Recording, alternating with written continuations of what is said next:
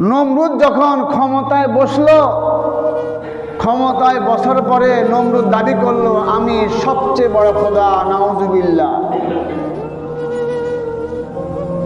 নমরুদ ক্ষমতার লোভ পায়া সে দাবি করতে লাগলো আমি খোদা।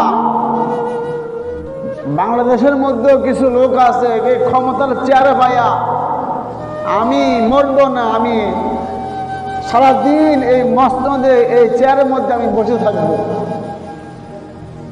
আবার এমন কথা বলছে 2041 সাল পর্যন্ত আমি এই চেয়ারে বসে থাকব।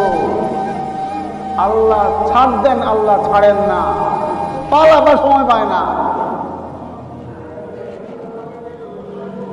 তো ক্ষমতার লোভ যারা করছে, যারা এই চেয়ারের ক্ষমতার লোভ যারা করছে, চেয়ার পরিবর্তন হয় না, মানুষ পরিবর্তন হয়, ঠিক কিনা বলেন? চেয়ার কিন্তু ঠিকই থাকে, পার্লামেন্ট ঠিকই থাকে, সংসদ ঠিকই থাকে, কিন্তু ব্যক্তি চেঞ্জ হয়, ব্যক্তি পরিবর্তন হয়।